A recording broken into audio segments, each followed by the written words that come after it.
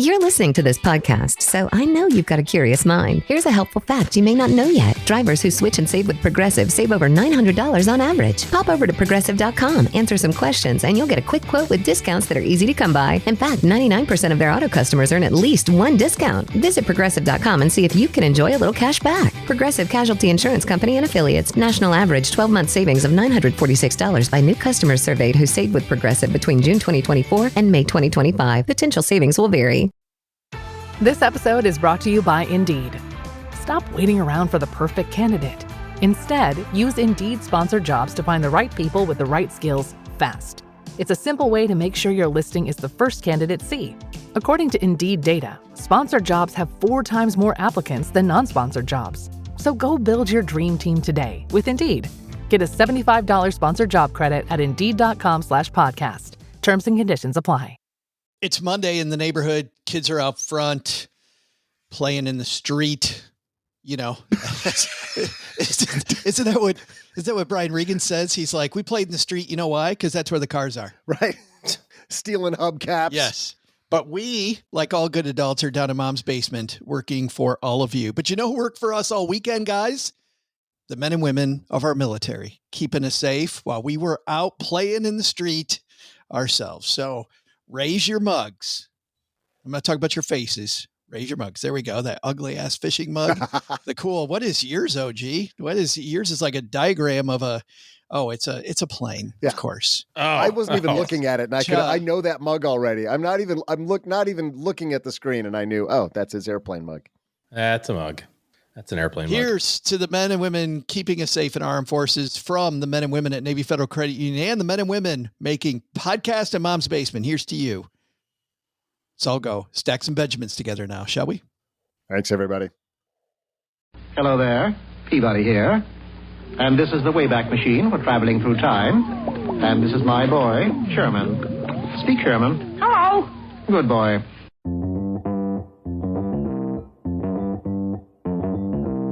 Live from Joe's mom's basement, it's the Stacking Benjamin Show.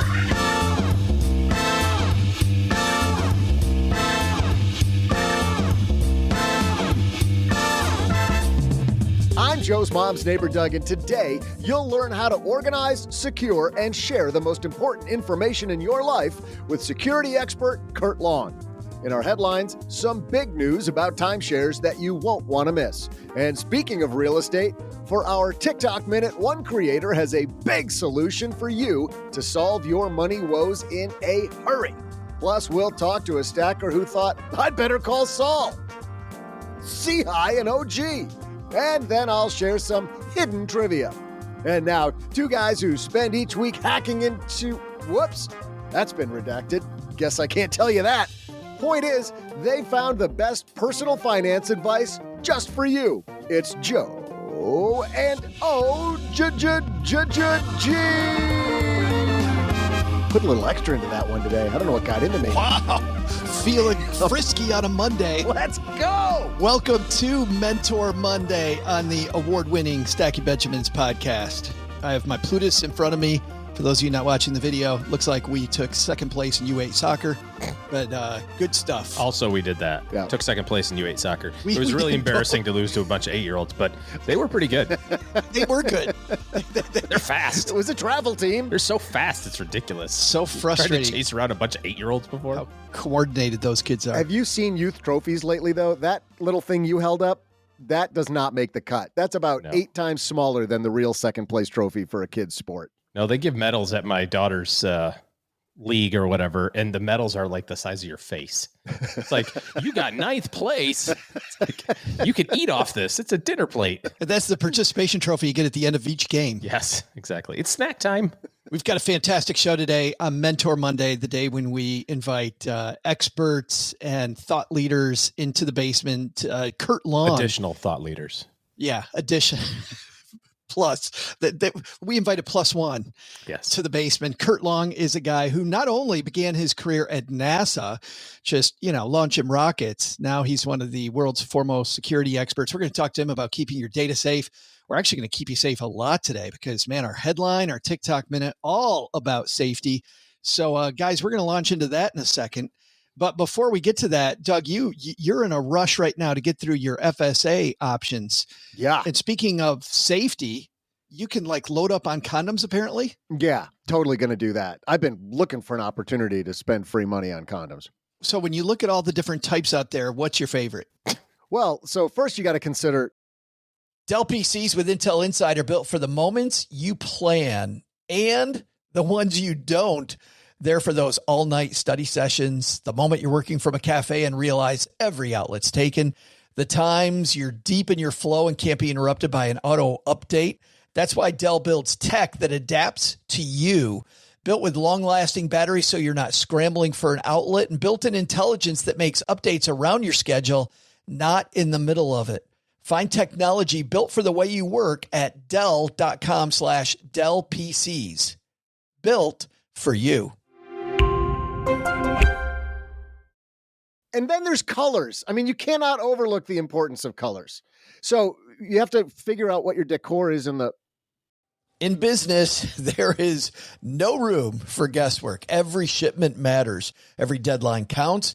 And when you're trying to keep operations running smoothly, the last thing you need is uncertainty. That's why reliability is at the core of USPS Ground Advantage. From the moment your package is first scanned in, it moves through a secure nationwide network, aiding in a timely and accurate delivery. You get near real-time tracking so you can keep up with your shipments. And with affordable upfront pricing, there are no hidden fees or surprise surcharges to throw off your cost sheets. It all adds up to predictable deliveries you can depend on, because knowing your logistics are handled lets you focus on everything else, your customers, your team, and the future you're building. Visit USPS.com/Ground Advantage to start shipping with confidence. USPS Ground Advantage. We mean business. Wait a minute. Did you say decor? decor. Because you say that pretty quick, and that's not. We got a great show today. Make sure, by the way, some companies, it's company by company with FSAs, by the way. And Doug, you're run out of time, man. Ours is March 15th. Could be coming in for a landing. We're going to take off on this show, though, right about now.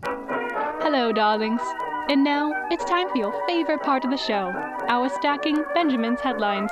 Our headline today comes to us from USA Today. And OG, speaking of safety, a lot of people have been taken advantage of. And of course, we're going to help people avoid some of these scams coming up when Kurt comes down to the basement. But Steve Fisher for USA Today writes this: like an addiction, in quotes, thousands of Americans fall prey to Mexican cartel timeshare scam.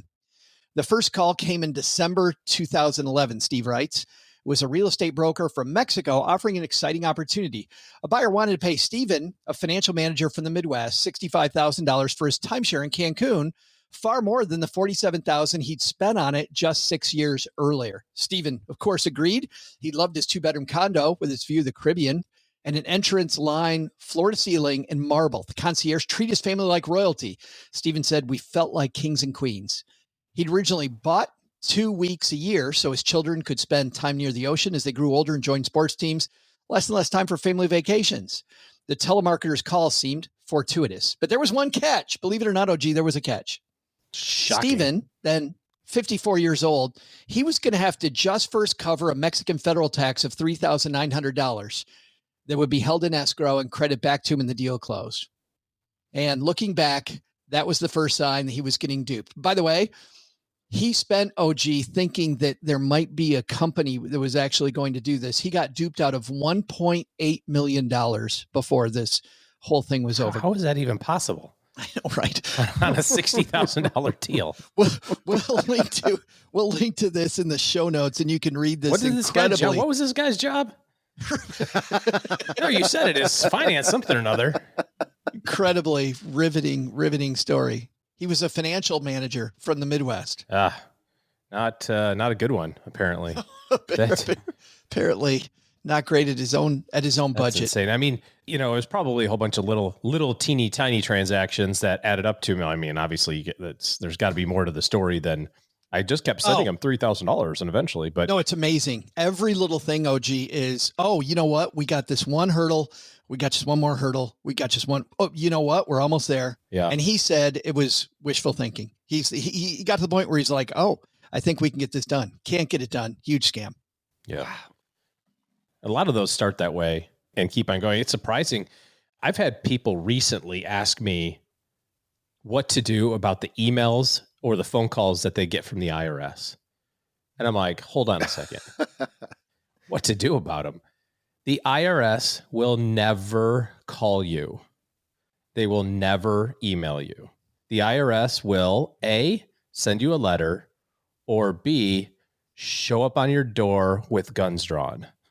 Those are the two modes of communication from the Internal Revenue Service.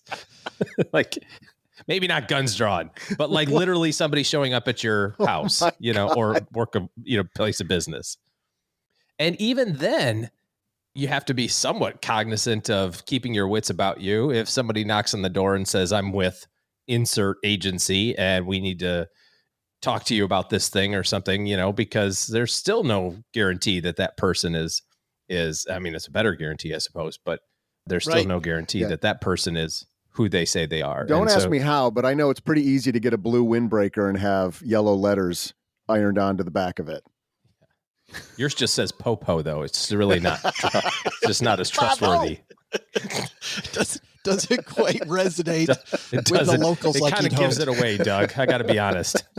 But you should. If somebody comes to your door or if somebody calls you on the phone, you see this with credit cards. You see it was all sorts of stuff. It's like, I got a fraud alert from American Express a couple of weeks ago. We were traveling and I was just about to leave.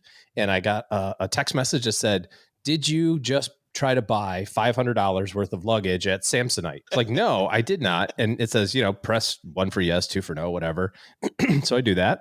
And it says, call this number or call the number on the back of your card, which is what it should say, right? So don't call the number that texts you that says, hey, there's a problem with your credit card. Call us. Here's the number. Click here. Take the card out of your wallet. Call the number that's on the back of the card or open up the app and call directly from your app.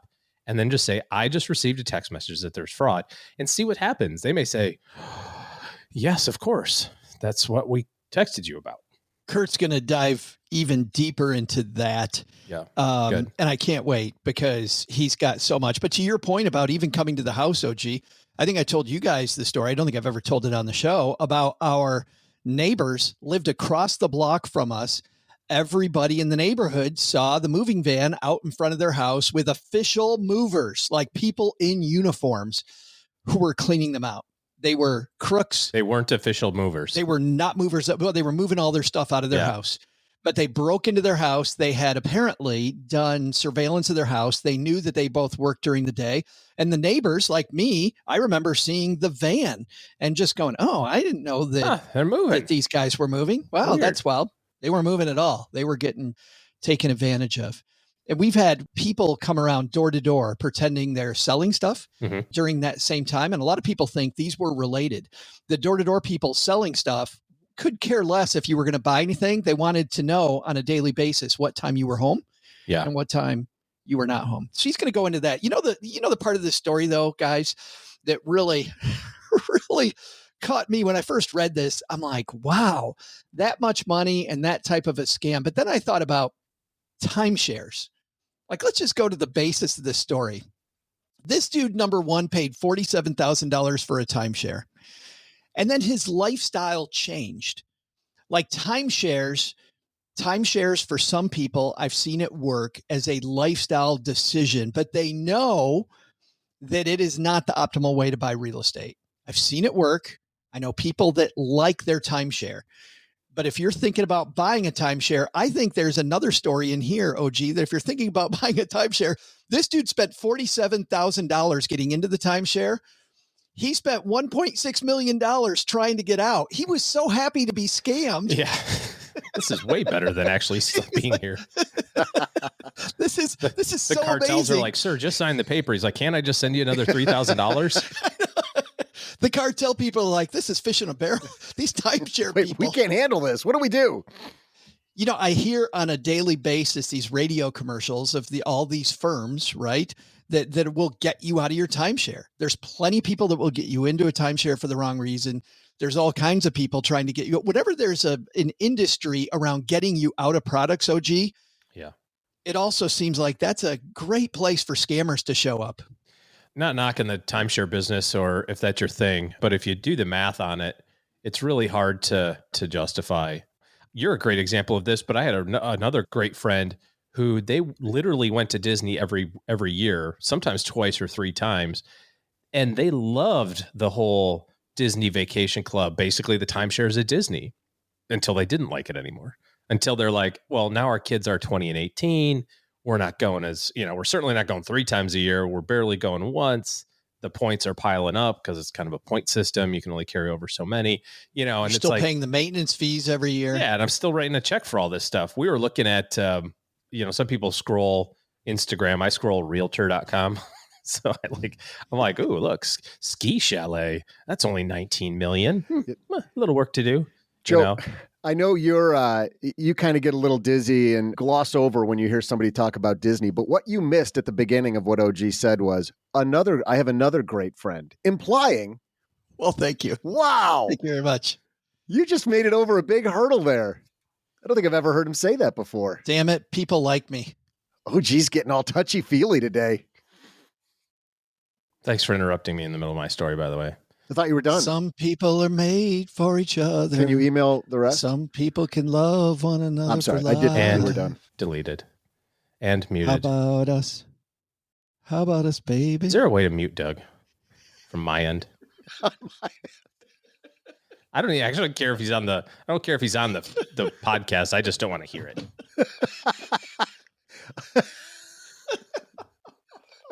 If I put my hand like this, I don't even have to see your face. And we're back to the real OG. I really thought you were done. It is funny to see your lips moving. What I was saying was that even some of the deals are ridiculous because the maintenance is more than the actual payment on the thing. It took all the wind, just like it's like you're out sailing and everything's great, and then the wind just gone, and now you're stuck in the middle of the ocean with no wind. You took all the wind out of my sails, Doug. Yeah, look what happened to this guy. I mean, it was great when his kids were younger, right? They were able to take vacations, and then you guys have been through it with your kids. I went through it with mine.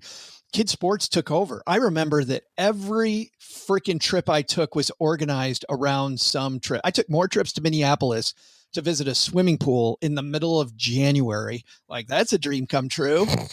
Said nobody ever. No offense, Indianapolis. I'd love you, but wait, spending are we going to Indianapolis or Minneapolis? Yeah, I think he just switched cities on us. I switched my Apollises. It was Indianapolis. In the Annapolis. Yes. That's right. That was the best commercial ever. Big horror stories there too. I would think twice before getting into a timeshare. Think twice before somebody has something too good to be true to get you out of that timeshare. OG, did you notice that you just interrupted Joe and he didn't bite your head off? You corrected him in the middle of his story about Indianapolis and Minneapolis. He was totally cool with it. He didn't say that he wanted to delete you from his life. I was fixing something. You were not fixing anything. You were just merely interrupting. I'm not sure that had anything to do with that story. I think it's wanted to delete. It's a bigger thing. Race.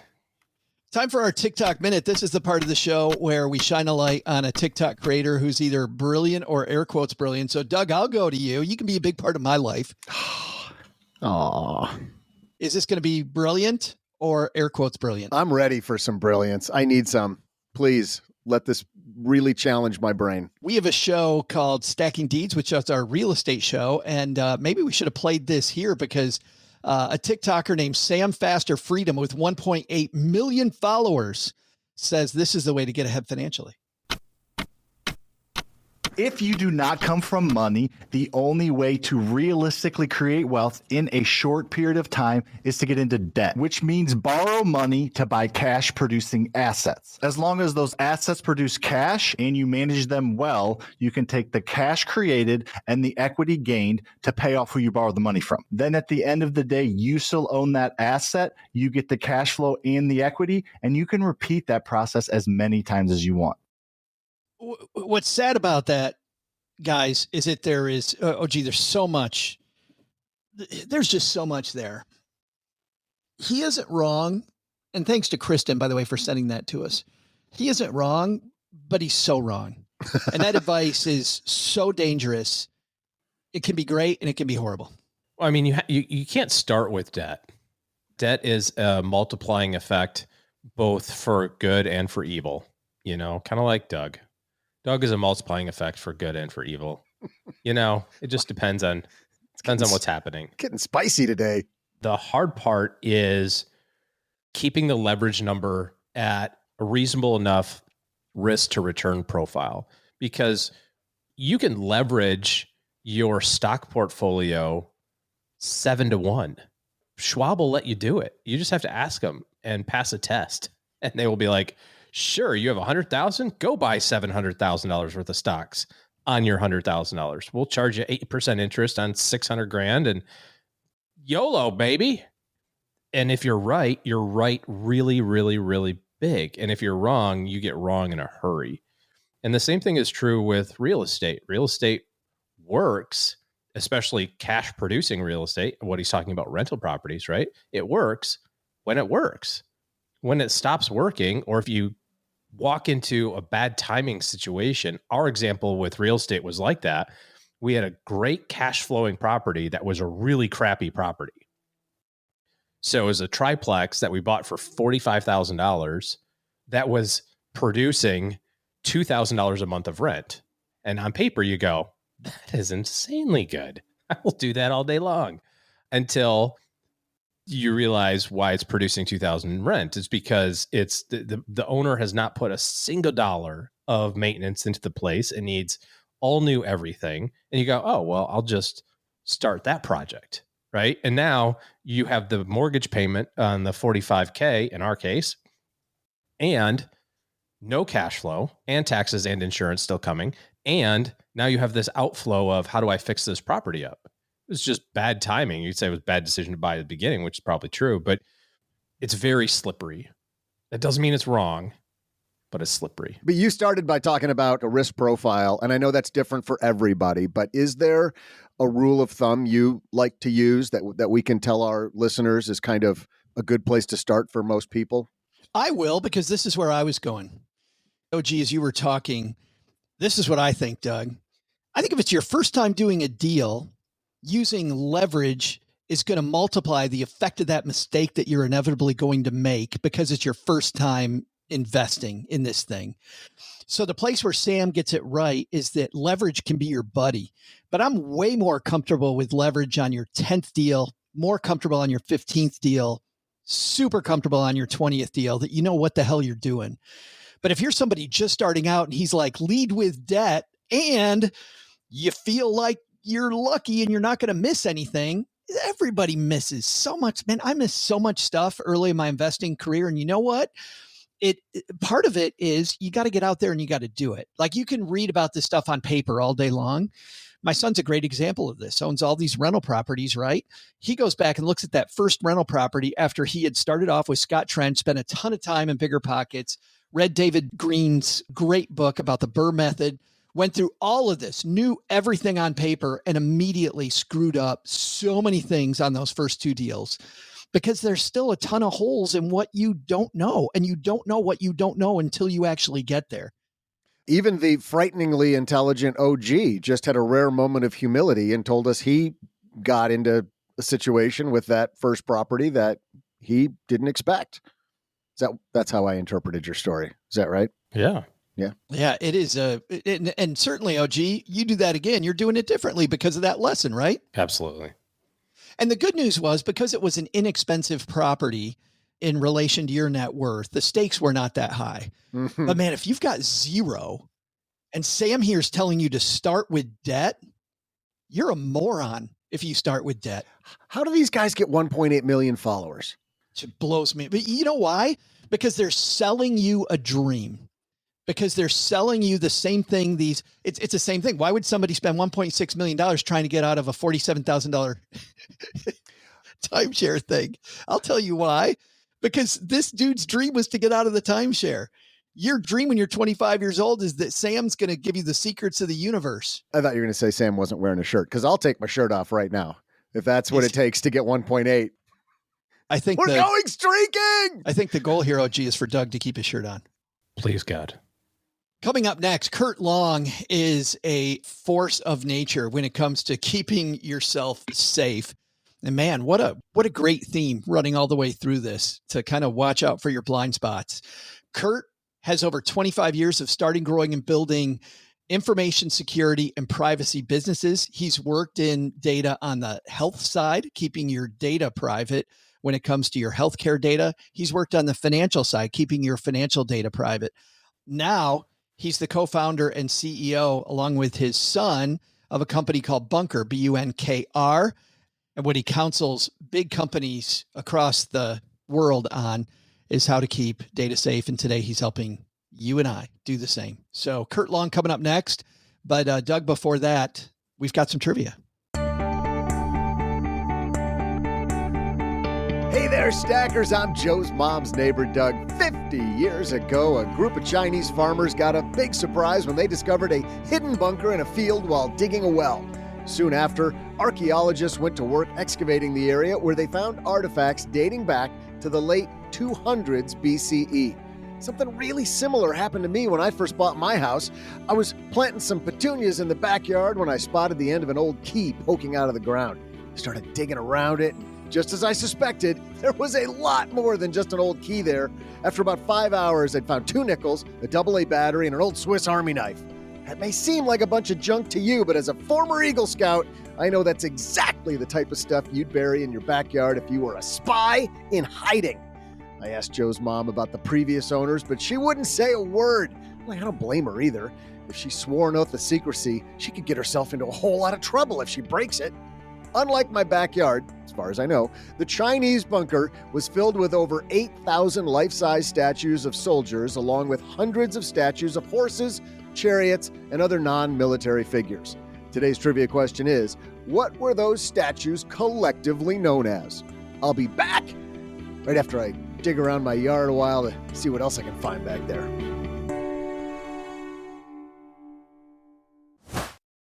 This episode is brought to you by Progressive Insurance. Do you ever think about switching insurance companies to see if you could save some cash? Progressive makes it easy. Just drop in some details about yourself and see if you're eligible to save money when you bundle your home and auto policies. The process only takes minutes, and it could mean hundreds more in your pocket. Visit Progressive.com after this episode to see if you could save. Progressive Casualty Insurance Company and Affiliates. Potential savings will vary. Not available in all states. You didn't start a business just to keep the lights on. You're here to sell more today than yesterday. You're here to win.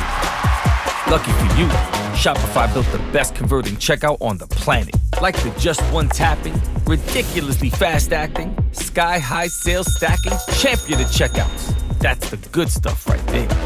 So if your business is in it to win it, win with Shopify. Start your free trial today at shopify.com/win.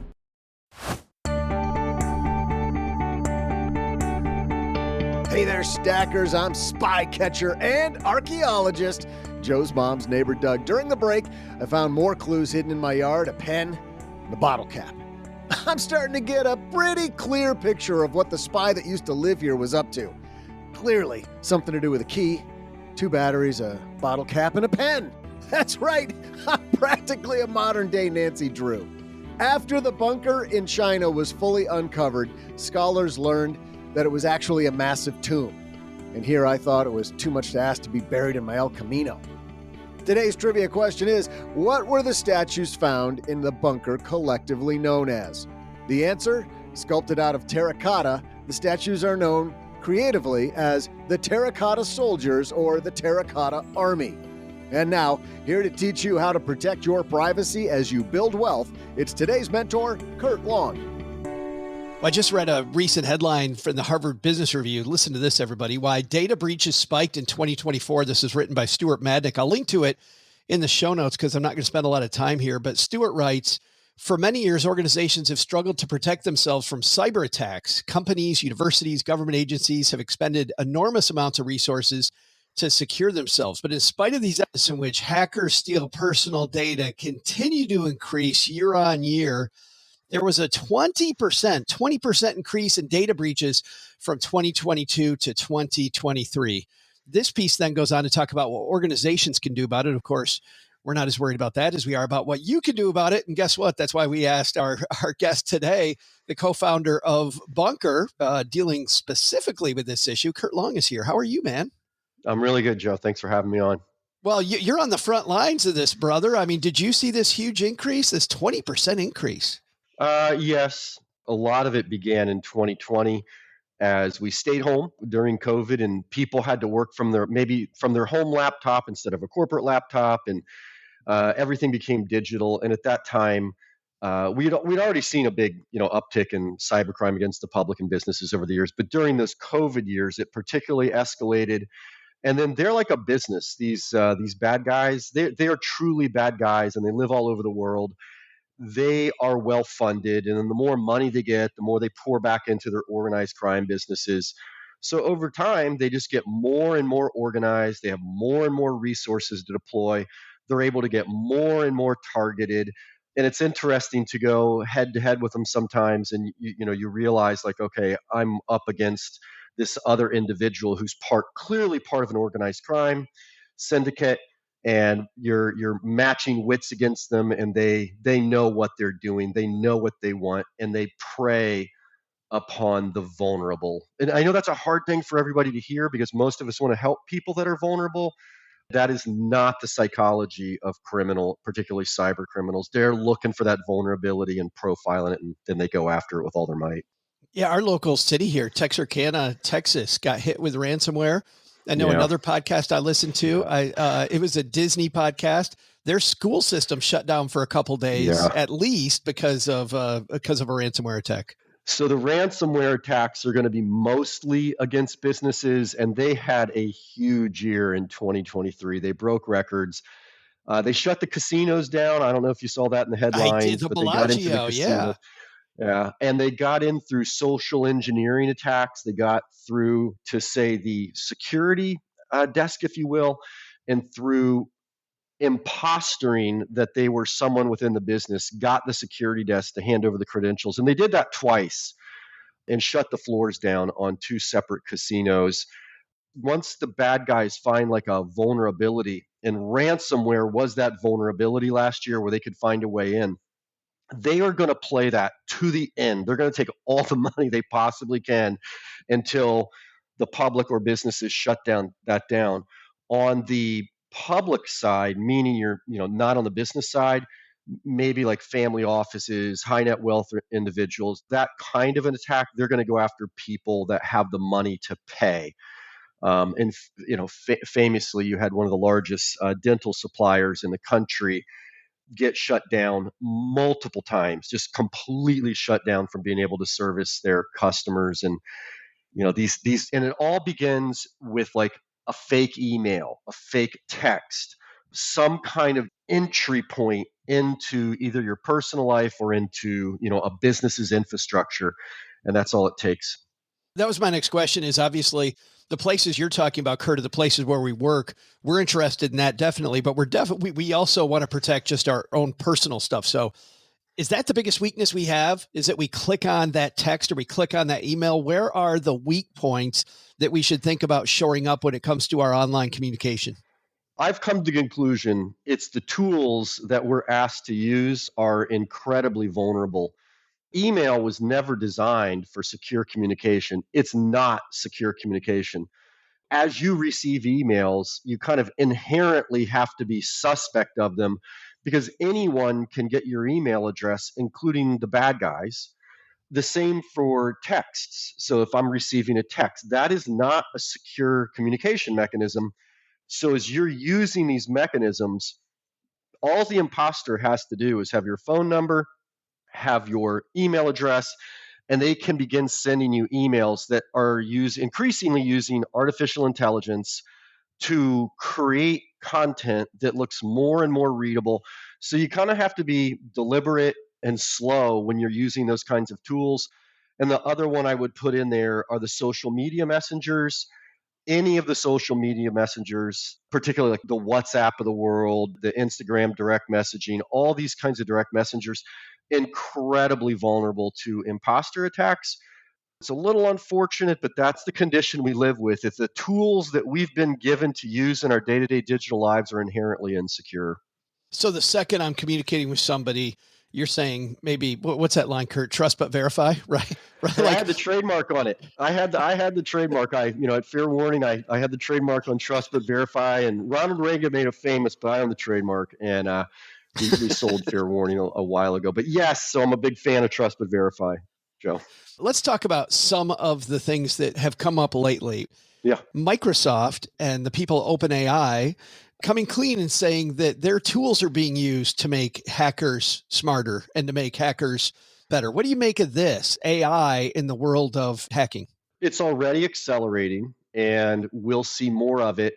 And the place, as I already referenced it, kind of in the emails and the text messages you got, especially emails, a little longer form. That's how they're making it more readable. Yeah. And these guys are organized. It's not like these are just people in a basement. I mean, they have their own infrastructure. They have their own processes. Probably the big one out there has been the voice fake. They've been able to synthesize voices, and if they can get a clip of your voice, they'll use artificial intelligence engine to generate your voice saying whatever it is they want. And so they will use that for, let's do the public first, because I know this is primarily a public audience as opposed to business. They will use that for fake kidnapping. And that's relatively common at this point. I'm not going to call it rampant yet, but it's relatively common. And they'll a lot of times go after an elderly parent, I should say grandparent, and they'll synthesize the voice of a grandchild and call in and say, this person's going to lose their life. The grandchild's going to lose their life unless you wire money.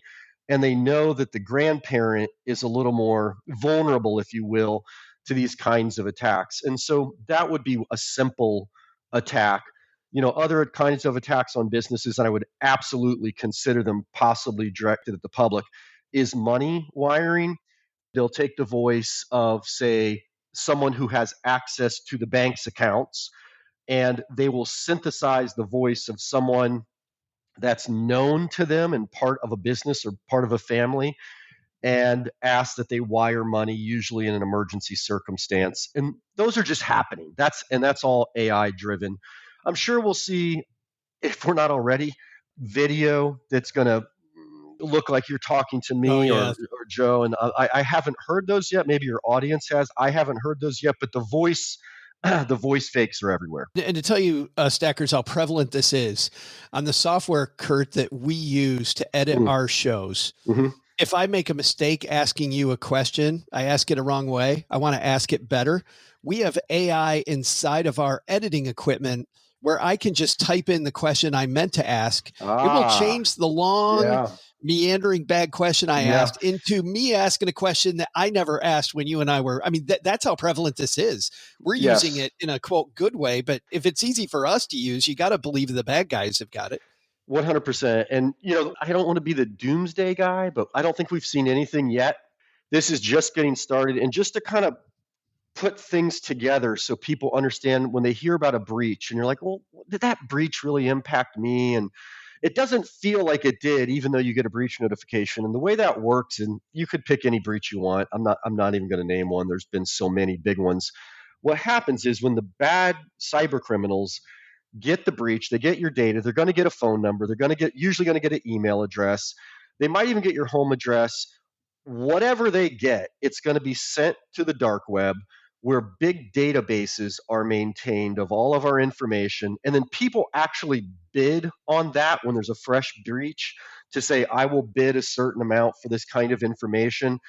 And then to be forthright, it's software as, crime as a service. You can purchase different kinds of criminal services, and then you plug the data in. And so when you get all those crazy text messages that say, hey, FedEx has a package for you. All you need to do is pay and click the credit card thing. And you're like, how'd they get my number?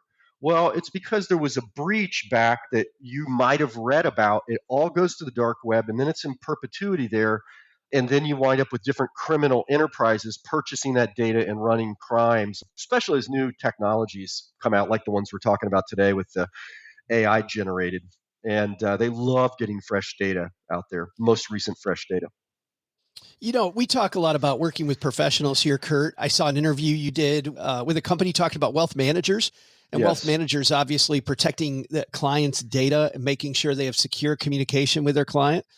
It sounds like to me, these are some questions I should be asking the places I work with my money. Like, how are you making sure my data stays safe? What do I do when I ask those questions? What kind of an answer am I looking for from the wealth manager I'm working with or a financial planner I'm working with that would lead me to believe that my stuff's reasonably safe in their hands? Overall, the data inside of these wealth management companies, they do a pretty good job with protecting the data inside of them. They've been under what's called, you probably know, FINRA and SEC regulations for some time. Sure. And then like at the really big ones, say the Vanguards of the world or the Merrills or BOAs of the world, they have really good processes all around. Maybe you don't get quite the intimate relationship you want there. So you're kind of maybe you're at a mid-sized wealth manager. So the vulnerability between wealth managers and their client is in the way that they communicate. And they should have strict policies about the messaging systems they use. So if you're using WhatsApp or some type of social media messenger or even text messaging, quite frankly, the SEC has come in and said, you're not allowed to do that. And they fine businesses $2 billion. So at a minimum, that's two. You can Google that real quick and see that. But yeah, the fines are up to $2 million. They have a new director of enforcement. And he's being super clear that he is going to prosecute this in the marketplace.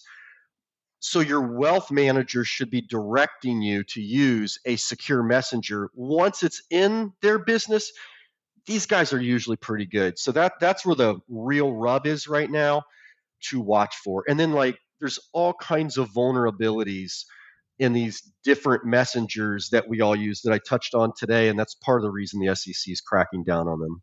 I'm trying to encourage wealth managers to see security as a little bit more of an opportunity. I'm not sure we're going to get all the way there. I'd love to see the advisors know enough to respond and not just say it's the law, but to actually understand their clients a little bit better, help them with some tools, and not just outsource it over to them and tell them, hey, it's your problem. I think there's an opportunity there. It makes me happy. My bookkeeper / CPA that I uses secure communication every time she chats with me. Yes. It's always this very secure channel, which gives me this level of comfort. A few years ago, Kurt, I felt like wealth managers were the target. Then they, to your point, largely got their act together in a lot of ways. Obviously, there's still vulnerabilities to your point, but you saw they started going after our healthcare records because the hospitals out there and our local doctor was not keeping up with stuff. What are we seeing with our healthcare records, and what should we be asking our doctors about secure records? Yeah, you probably saw there, I founded a business in whatever it was, 2005, and we became a world leader at that and secured somewhere around 250 million patient records around the world. I would say on the healthcare side, they're so big and they're so sprawling with so many different people across so many different facilities that have to look at your record. They're always going to be a little bit more vulnerable to insider kind of breaches, and that's the nature of what we did. You can ask for like an access list of who accessed your records within the hospital if you're particularly sensitive to that. And if you are, there's good reason for that. If you choose not to be paranoid, I understand, but boy, it's dozens, if not a couple hundred people will wind up looking at your records inside the business. And then they have the same problems with messaging as well. They can wind up using insecure messaging over to you and interacting with their patients. And the Office for Civil Rights, that's the enforcement body there, they're having trouble keeping up with that. They have other problems. So to be forthright, if you're concerned about your privacy and concerned about having your information stolen, I would go to the healthcare provider with specific questions about who accessed my records, how do you secure information that gets communicated between my care team and myself. I would ask questions proactively because when it disappears or is stolen, you really can't track it down from there. That's about the best advice I can give. I know it's not perfect, but that's about the best advice I can give, Joe. I think about with my doctor, the number, just huge number of touch points that I see. And to your point, the number of touch points then that I don't see has to be big. Just people, that are trying to make sure that I'm healthy and they're trying to get their job right.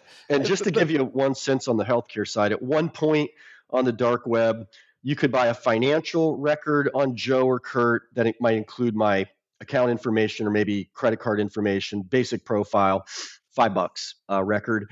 And at one point, it was $50 a record for a fully loaded patient identity that would include healthcare insurance because they could false bill Medicare and false bill insurers. So the bad guys go where the money's at. Wow. They're lazy. Wow. They're high value. Let's call them not lazy, but they're high value. They want to get paid the highest they can for their time invested. Well, and I also think just the difference between those prices, though, $5 and $50 shows me what kind of money they're probably getting for that healthcare record. They're making tons of money. Yeah, they were false billing Medicare. They still are. And then it's a pay and chase model. So they just set up PO boxes. The bad guys get the data. They buy it from the registration desk. They'd set up PO boxes that were false clinics and then just run the bills through the false clinics to the government. The government would pay some portion. So if I false bill $20 million and I get 5 million of it before they figure it out, I just roll over to the next PO box with the next false care, false clinic, and it's a whole system. And then all of these guys are still doing this with us. It's just you don't feel the crime when it happens. It's not like you got mugged. It only happens later when your life is impacted and you don't really understand how. Well, it's almost like, Kurt, when somebody tells me that X person's a good salesman, I think, no, they're not, because I felt the sale. You know, I think the best salespeople are sublime. And if the same thing here, if the crime's happening and I don't feel a thing and it just kind of silently happens, like that's the true criminal. I think that's right. And, so there's, a related topic and again, we're just going to keep coming back to this idea that cyber criminals, they're criminals. They look for vulnerability. And believe it or not, there's two broad categories of vulnerability. Your children, and you say, why my children? Because no one monitors their credit. They're not out there. Their credit card's not going to get denied. So if they can get your children's information, they'll take out loans on it. They'll set up credit card fraud. They will just do everything they possibly can to maximize the financial gain from your child's identity. And then as your child becomes an adult and goes to get a credit card, they find out they have bad credit. And no one keeps after your child's finances, if you will. So they're going to go for that. That's the first one. Then I can tell you're going to wind up with questions. The second one is aging elderly parents. They're just so vulnerable. So a lot there is off imposter attacks coming into their text messaging, coming in through social media apps, and you can go to the FBI cybercrime statistics and you'll see easily that the elderly by money volume account for the largest losses. And sadly, if you have an elderly parent, I call them aging because it could be all different range. You really got to get your head my opinion is, if I'm the person in the household that's the responsible party, if you will, can I get my head around trying to protect my loved ones from the pain that these people intend for them? One last one, they go after the sick too, Joe. So like if they're sick and they know they're not going to be spending money, and you might think, oh, this is the homeless, nobody monitors the homeless. So they're just going to go after the most vulnerable, and you have to psychologically accept that. Control what you can control, protect your information, and communicate securely. I would say you got to get organized, get everything in one place, like Carnegie said. Get all your eggs in one basket and protect that basket. Boy, I just think as you're talking, Kurt, that these people are like searching for the inner ring of hell. Like,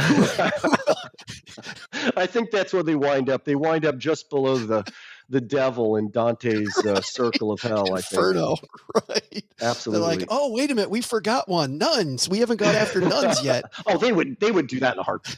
There's no conscience. Like we deal with people in our lives that have some kind of conscience. There's no conscience. They're just going to do what they're going to do. Yeah, we talked to Kathy Stokes from ARP a couple months ago about some of the new frauds that are perpetrated on the elderly. And it was just, Kathy is brilliant. I'm sure you probably interfaced with her before. And Just so scary, the stuff going on just in that arena.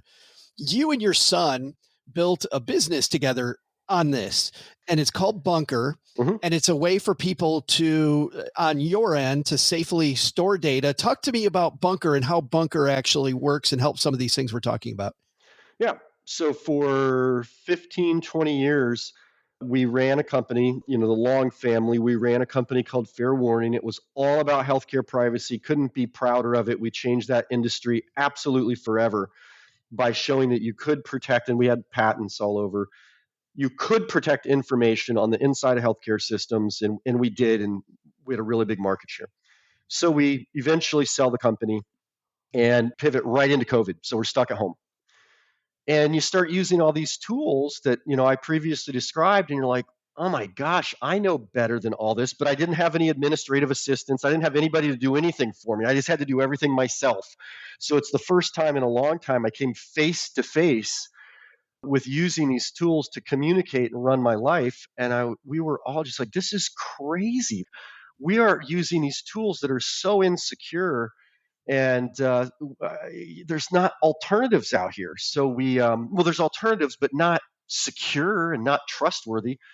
So that was the inspiration. We built it first for our family to say, how do we centralize our documentation? That could be wills and trusts.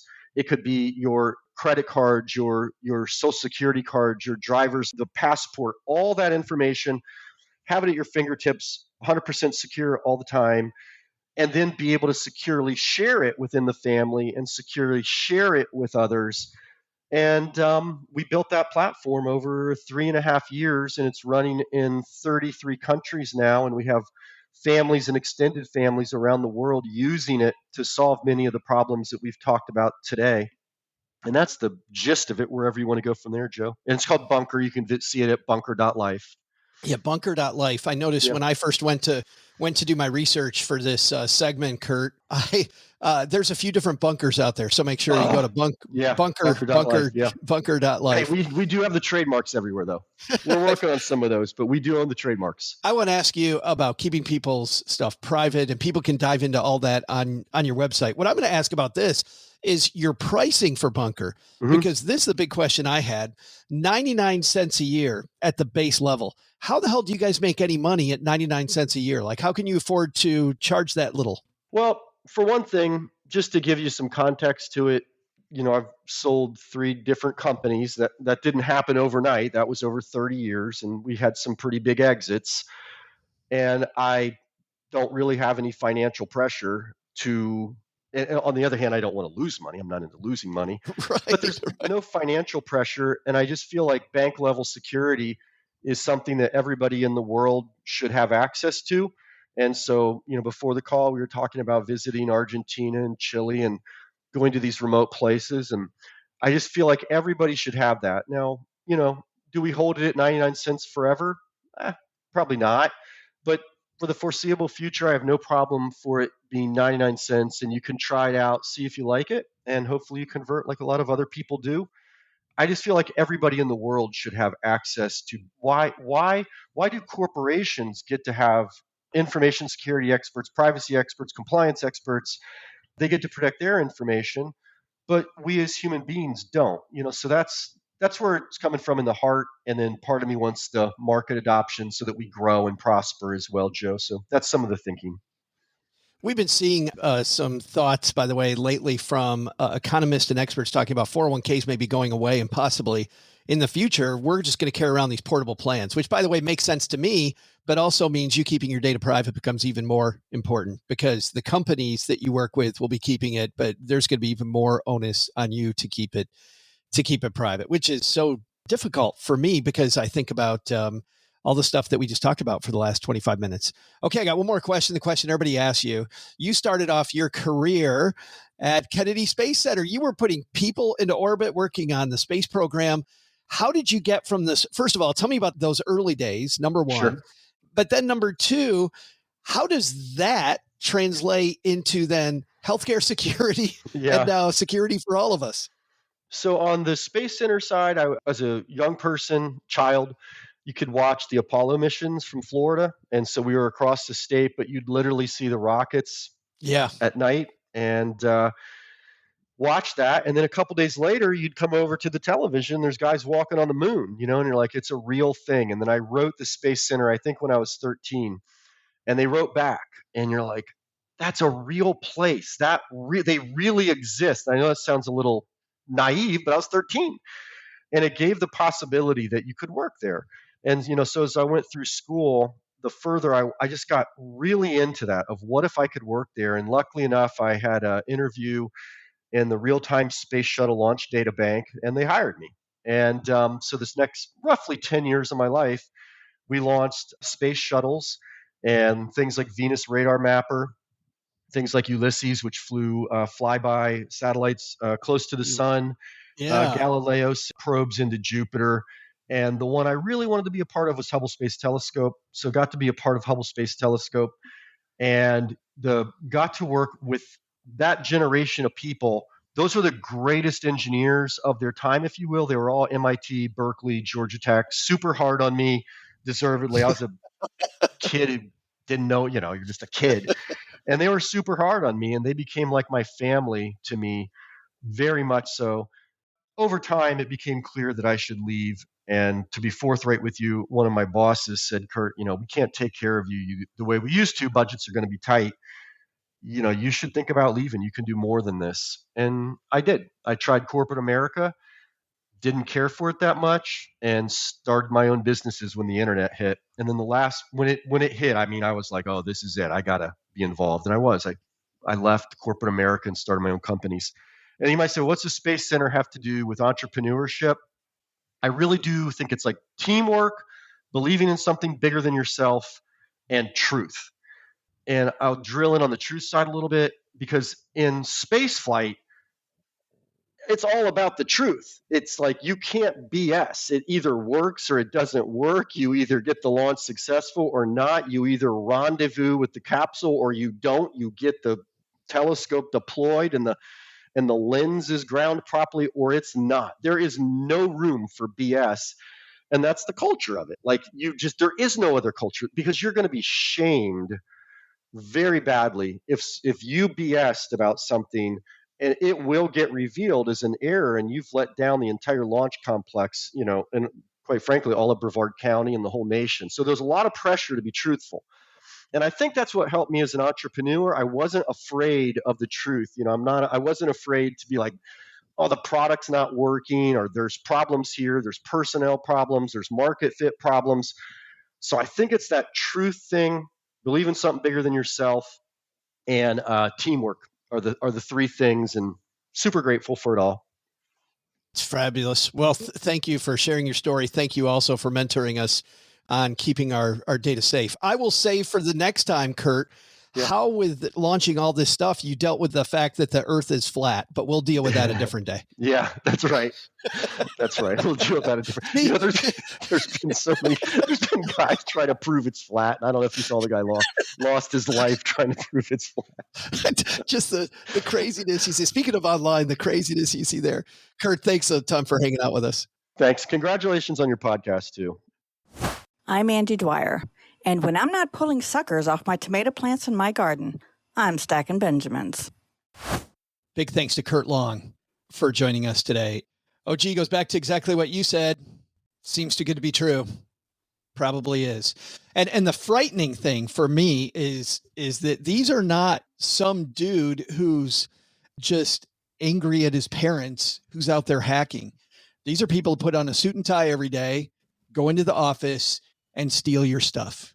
It's an incredibly professional organization with a hierarchy, bosses and general managers, and that's their general job. Manager of their job is to scam, take your general money. manager of thievery. It is ugly. Hey, time to shine a light on a stacker who decided, you know what? I better call Saul. See, hi, and OG. This is the part of the show where we help a stacker who is in need of some help with their personal financial situation. You can also call us with your question by going to stackingbenjamins.com/voicemail and leaving one for us there like Scott just did. Hey, Scott. Hi, Joe and OG. This is Scott from Chicago. I have a 529 question for you. This last semester, we sent the funds to the university for our daughter's educational costs. And after the funds were received, there was some additional scholarship that was applied to her account, which was great, but it resulted in a refund to us of a few $100s. And now I'm wondering what to do with that refund. Can we deposit those dollars and put them back into the 529? Can we deposit the dollars and hold that for the tuition for next fall's semester? And in the meantime, do we need to count that as income in 2024, either to her or to us for receiving that check? Any advice you can have is greatly appreciated. And I'm really looking forward to Re-elect Neighbor Doug 2028. Re-elect. He's already assuming the L for 2024. No, re-elect. I see what he did there. He said you're going to win. Oh, re-elect. He did say that. Re-elect in 2020. Nice. Nice. I missed that too. I was like, wait a minute. I'm doing the math. I'm too busy doing the math on the year. That's a great question. We often see this. Well, not often, but we see it with this. We see it with Roth IRAs, right? People put money in their Roth IRA and then their income goes up and they can't contribute as much as they thought they could. What does he do with this excess college fund money? Well, I think the Roth and the 529 are completely different in this regard. Remember, a 529 is for higher education expenses, and it's not just limited to tuition. You know, you can use your 529 for required books or fees or travel expenses if your kid goes to school way out of the area and, you know, you're traveling or they're traveling. You had to buy a computer, an iPad, a new Apple Pencil because your kids seem to figure out how to break them. It's a little personal, I know. You know, there's lots of different things that you can use a 529 for, and especially if it's such an insignificant amount in the grand scheme of things, like a few $100s, I would have no problem with just keeping that money and just saying, yep, there's an additional expense. You'll get a tax form from the school that will kind of detail all this stuff out at the end of the year that says, here's how much tuition was, here's how much scholarship you got, here's how much, you know, you were refunded from your like all of that will be laid out. And you reconcile that on your tax form by saying, you know, I use this money for a higher education expense. If it's a few $100s, I'm certain that there's plenty of odds and ends that were paid for out of pocket that will be super easy. So many. You know, you're not running afoul of any rules by going, what do I keep with this $100? Now, if it was like they refunded 22,000, obviously that's a much more difficult thing to get around. In which case, yeah, I think I would put it back into the 529 and use it for subsequent years. Your CPA will be able to kind of work through like how to recalculate that basically, because the same thing happens. It shows the distribution from your 529. It shows the tuition payment, so on and so forth. So you have to work through the back way of not counting that as income. But for a few $100s, no problem. There are so many little expenses, just tons and tons. I felt like those first few weeks of school, all we did with Nick and Autumn was just send more money. Send more money, send more money. Send more cash. Thanks to Scott for calling in. If you've got a question for us, you know what? Head to stackingbenjamins.com/voicemail. And not only will OG answer your questions succinctly, you will also take home some free Stacking Benjamin swag for being brave and calling the show. We love seeing our stackers and their swag, and we're seeing it out more and more, which is pretty exciting. If you just want to cut right to the swag, stackingbenjamins.com/shirts gets you there, and you can just cut out the middleman of calling in and just go grab your own. One caution there too, Scott, much like Kurt said, our mentor today, trust but verify, right? Whenever it comes to a tax question like this, where you're dealing with a tax shelter, you always want to talk to your tax advisor as well. So tax advisor is going to go, yep, OG got it right. But I would still remember that this is for entertainment purposes only. If you've got a question that's not just about 529 plans, but you've got a question that's, you know what, I'm not sure how my money is actually moving and it's really not going the same way that my goals are going. We know what OG and his team are taking clients. And the first step would be to go to stackingbenjamins.com/OG to get on his team's calendar. And that's the first step to seeing how his team can interface with you so that you can make better financial decisions overall in the future. Everything needs to dovetail. It was interesting. I was talking to a mutual friend, OG, that just started working with your team and was talking about, when you guys say everything needs to dovetail, I didn't get what you meant. It's like, I didn't understand why you were asking for our tax forms. I didn't understand why you were asking for our estate plan. I didn't understand why you wanted to know how much money we spend on groceries and whatever. And then she went, oh yeah, it all dovetails. They say that every show. The light bulb turned on. Ding. Time for us to wander out to the last segment in this show, the back porch. Doug, what do we got going on in the back porch today? Well, first of all, Joe, I got to warn you, there is a major stone, some people call a milestone, but it's racing towards us like a meteor coming at us in about 3 weeks. Our 1500th episode. Whoa. Screaming at us. I hope we got something big planned, not just this normal stuff we do that's amazing, but like super, super amazing in 3 weeks. You figuring that all out? I'm glad you brought that up. You know what I'd like to do, guys, is instead of the way we celebrated 500 and 1,000 was talking to some of the other creators out there. But you know what? The reason we made it to 1,500 is because of our stacker community. Let's celebrate our community. You know, I think we've tried to do that more on social media with our Instagram lives, where you can ask our, the mentors we bring up, increasingly ask them questions yourself. We try to do community, of course, with our local meetup in Minneapolis. We're going to be going to some more cities, probably 4 more cities this year. Nice. To celebrate with as many stackers as we can. But I think we should celebrate this. What I'd love to hear is, what are some changes that you've made in your life? I know we joke around a lot, but I really want to hear, what changes have you made because of the Stacking Benjamin show? What have you done because you're a part of this community, either from listening to the show or hanging out with us on social media or attending our events or reading my book, whatever it might be? What are some of the things that you have done differently? So let's celebrate your wins. To do that, I guess what we'll do, rather than set up a separate line, just go to the same line as the Better Call Saul line, stackingbenjamins.com/voicemail. But at the beginning of your message, just say 1,500, and then we'll edit that out. But please celebrate with us. What are some things that you've done differently? And let's celebrate each other. Let's high five each other on some of the awesome things. We're going to have tomorrow a show where we celebrate 3 stackers doing great stuff. But I'd love to hear from a lot more. So how about that? Can't think of a better way to find out if you guys have actually had an impact on people's lives. stackingbenjamins.com/voicemail gets you there. Yeah. We've also had, I'll tell you, we've changed another way we're changing lives. They tell us in reviews for the podcast, Joe, we've had a couple of really good ones lately. Here's one that's solid. 5-star review, hands down, best personal finance podcast. Stacking Benjamins is the OG personal finance podcast. Content's current, relatable, and delivered with a side of comedy. I've been listening for 5+ years, haven't missed an episode. The advice I've received has led me on the right direction for my own financial journey. Thank you, Joe, Doug, and OG. But I mean, that's amazing. That was from Gashburn. Hope I'm saying that right, Gashburn. But here's one that I find really good. Titled Jeff Sportswood Approves. I'm sure that's his name. Is he talking about that when we were talking about that video game? I think so. Isn't it Dirk Sportswood?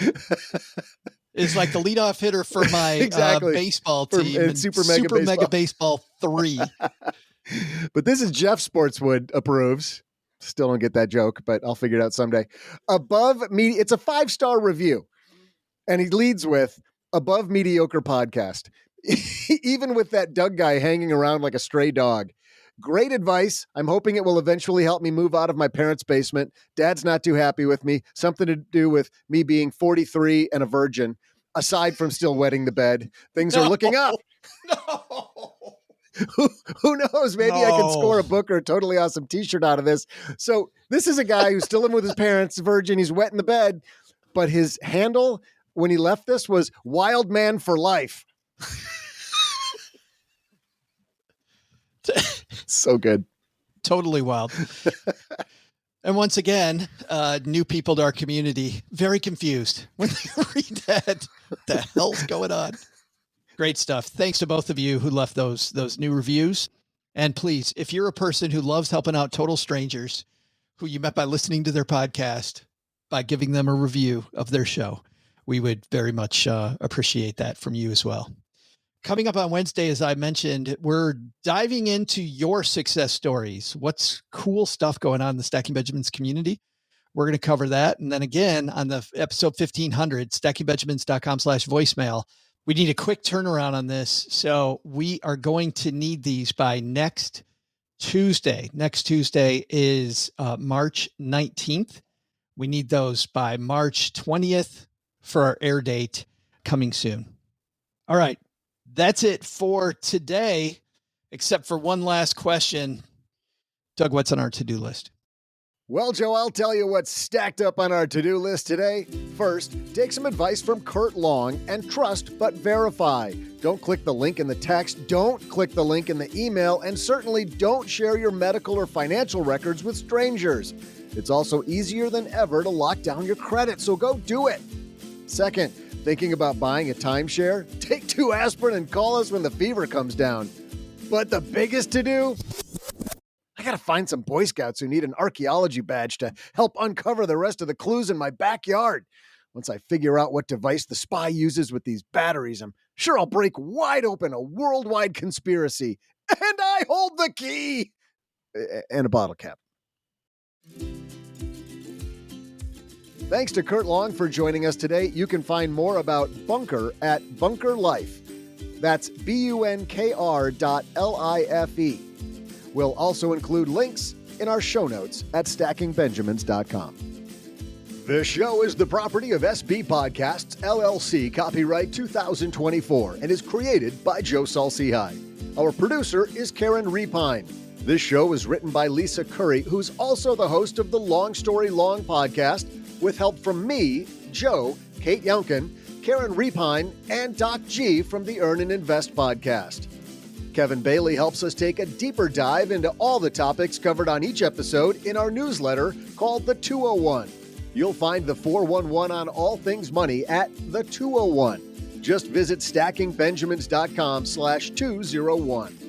Wonder how beautiful we all are? Of course you do, but you'll never know if you don't check out our YouTube version of the show, engineered by Tina Eichenberg.